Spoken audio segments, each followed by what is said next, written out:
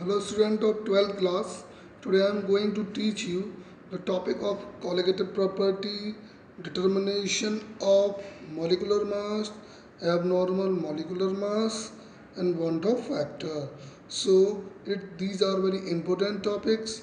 They always you will find in your examination. So first topic, colligative property.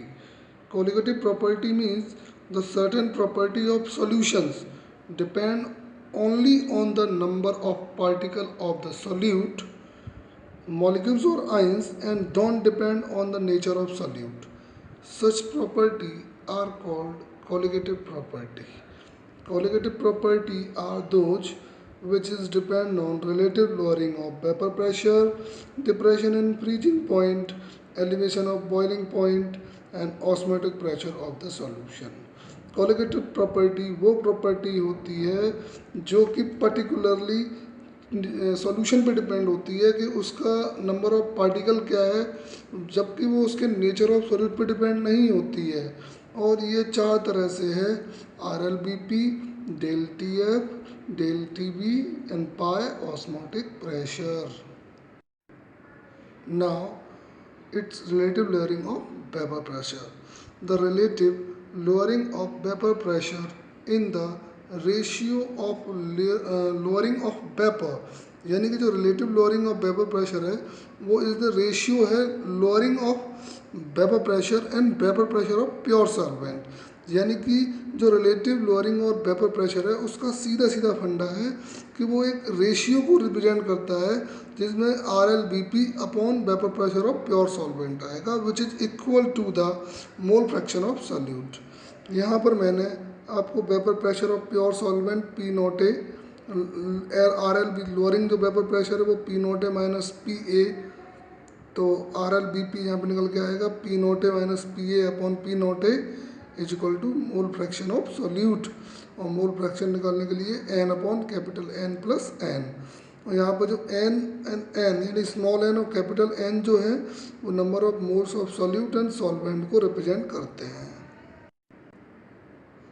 Next बेटा इसका topic है elevation of the boiling point. इससे एक numerical आता है और ये बहुत ही इंपॉर्टेंट टॉपिक है, आपको मैं इसको डायग्राम से समझाता हूँ। जो एलिवेशन ऑफ बॉइलिंग पॉइंट है, difference in boiling point of solution and pure solvent is called boiling point. Boiling point of pure solvent T naught B से रिप्रेजेंट किया जाता है, बॉइलिंग पॉइंट ऑफ सॉल्यूशन को टी बी से represent करेंगे। तो increasing in boiling point जब होगा डेल टी बी तो वो T B minus T naught B होगा, और इसी को हम elevation of boiling point for dilute solution कहते हैं। जब बेटा डेल टी बी होगा वो directly proportional to X B यानी मोल फ्रैक्शन होगा, तो del T B is equal to K B molality यानी कि मोल फ्रैक्शन भी होगा। तो जब हम डेल टी बी निकालेंगे तो K B W B upon M B into M A upon W A से भी निकालते हैं। तो del T B directly proportional to molality, तो del T B is equal to K B molality. ये हमारा एलिवेशन इन बॉइलिंग पॉइंट। तो इस फॉर्मूले को हमें बिल्कुल ध्यान से देखना होगा। डेल टी बी के फॉर्मूले को और उससे डायग्राम का रिप्रेजेंटेशन, इसमें बेटा वेपर प्रेशर जो वर्टिकल फॉर्म में है, टेम्परेचर को हॉरिजॉन्टल फॉर्म में है, और टी नॉट बी और टी बी के बीच में डेल टी बी को रिप्रेजेंट किया गया है। इस डायग्राम को हमें बॉइलिंग पॉइंट वाले में ड्रॉ करना होता है। इसके डायग्राम से हमें 1 मार्क्स अचीव होते हैं। इसके नेक्स्ट में आता है बेटा डिफरेंशन इन freezing point. According to Rod's law, when a non-volatile solid is added to the solvent and vapor pressure decrease, now it become equal to the solid solvent at lower temperature. Thus, the difference in the freezing point of pure solvent and that of the solution is known as depression in freezing point.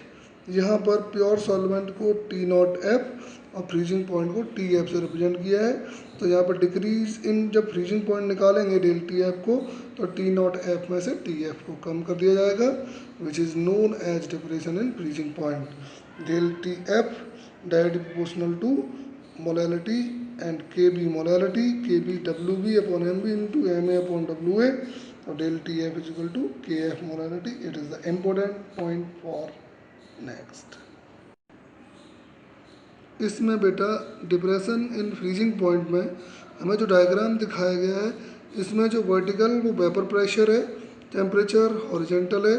इसमें T F और T not F के बीच में del T F दिखाया गया है. ये इसका depression in freezing point है. इस डायग्राम को भी हमें ध्यान रखना होगा. बेटा अब मैं आपको बताता हूँ कि जो ऑस्मोटिक प्रेशर है उसे pi equal to C R T क्यों कहते हैं. क्योंकि डाइल्यूट सोल्यूशन के अंदर जो ऑस्मोटिक प्रेशर होता है वो directly proportional to molar concentration होता है और डायरेक्टली प्रोपोर्शनल टेम्परेचर भी होता है. तो pi directly proportional to C and pi directly proportional to T. Proportion हटाने पर उसमें आर गैस कांस्टेंट लगा देते हैं, तो pi equal to C R T. और इसका जो सॉल्यूशन है और जो सॉल्वेंट है उनके बीच में एक लेयर काम करती है, उसे हम एस पी एम बोलते हैं. और ये सेमी परमेबल मेम्ब्रेन होती है. ये पर्टिकुलरली एक ऐसी मेम्ब्रेन है जो सॉल्वेंट और सॉल्यूशन के बीच में प्रिवेंट होने का काम करती है. यानी कि यहाँ पर जो ऑस्मोटिक प्रेशर है वो पर्टिकुलरली ऐसा प्रेशर है जिसका net flow of solvent to the solution, जो सॉल्वेंट है वो सॉल्यूशन की तरफ मूव करता है. यानी कि pi directly proportional to C, pi directly proportional to T, pi equal to C R T. इसके बाद बेटा मैं तुम्हें बताता हूँ रिवर्स ऑस्मोसिस. रिवर्स ऑस्मोसिस इस पूरे ऑस्मोसिस का उल्टा पार्ट है. तो जो ऑस्मोसिस कैन बी रिवर्स अगर है तो pressure larger than the osmotic pressure. जो उसका प्रेशर है वो ऑस्मोटिक प्रेशर से ज़्यादा होगा टू द सॉल्यूशन साइड. और यहाँ पर जो प्योर सॉल्वेंट फ्लो होगा out of the solution. So this through the semi permeable membrane. This phenomena is also called reverse osmosis. इसमें एक डायग्राम दिया गया है कि फ्रेश वाटर, सॉल्ट वाटर, तो इसमें जो प्रेशर है वो एसपीएम के थ्रू अपने आप पिस्टन से अगर हम प्रेशर दे रहे हैं तो वाटर आउटलेट हो रहा है. उसके बाद आता है बेटा एबनॉर्मल मॉलिक्यूलर मास. तो इस एबनॉर्मल मॉलिक्यूलर मास में हमें ये समझना होगा बेटा कि जो हमारा कैलकुलेटेड मास होता है और थ्योरेटिकली मास होता है, यानी ऑब्जर्व किए हुए मास और थ्योरेटिकली मॉलिक्यूलर मास के बीच में जो डिफरेंस होता है उसे एबनॉर्मल मॉलिक्यूलर मास कहते हैं. फिर आता है want of factor. Want of factor भी एक ऐसा रेशियो है जो ऑब्जर्व कराता है experimental value of the colligative property and calculated value of the same property. यहाँ पर हम इसे आई से डिनोट करते हैं और इसे हम observe value of colligative upon normal value of same colligative property से रिप्रेजेंट करते हैं. उसके बाद इसे हम I is equal to del जो ऑब्जर्वेशन है अपॉन कैलकुलेटेड के नाम से भी बताते हैं. बेटा इतना पढ़ने के बाद हमें इसके जो गिवन फार्मूलेज हैं, जैसे कि relative lowering of vapour pressure of solvent के लिए P not A minus P A upon P not A is equal to N upon capital N plus N mole fraction का सम है. और एलिवेशन ऑफ बॉइलिंग पॉइंट में del T B is equal to I K B molality, यानी boiling point निकालने के लिए हमें यहाँ पर आई के बी यूज करना होगा. डिप्रेशन ऑफ रीचिंग पॉइंट के लिए del T F is equal to I K F molality. और ऑस्मोटिक प्रेशर ऑफ सॉल्यूशन निकालने के लिए pi is equal to C R T. But अगर आई हमें गिवन है तो pi is equal to I C R T. और C अगर कंसनट्रेशन है तो उसे एन अपॉन बी, यानी कि जो कंसनट्रेशन है उसे हम मोलैरिटी के नाम से बुलाते हैं, तो वो pi is equal to I N upon B R T, तो pi is equal to C R T हो जाता है. इन फॉर्मूले से बेटा हमें सारे न्यूमेरिकल करने होंगे और ये न्यूमेरिकल आपका 5 नंबर का या 3 मार्क्स का आएगा. अगर वो 3 मार्क्स का आता है तो हमें यहाँ पर एलिवेशन ऑफ बॉइलिंग पॉइंट और फ्रीजिंग पॉइंट पर ही बेस्ड है. अगर वो 2 नंबर का न्यूमेरिकल आता है तो वो ऑस्मोटिक प्रेशर ऑफ सॉल्यूशन पे आता है. ओके बेटा. अब बेटा मुझे तुम्हें ये 3 तरह के सॉल्यूशन बताने होंगे.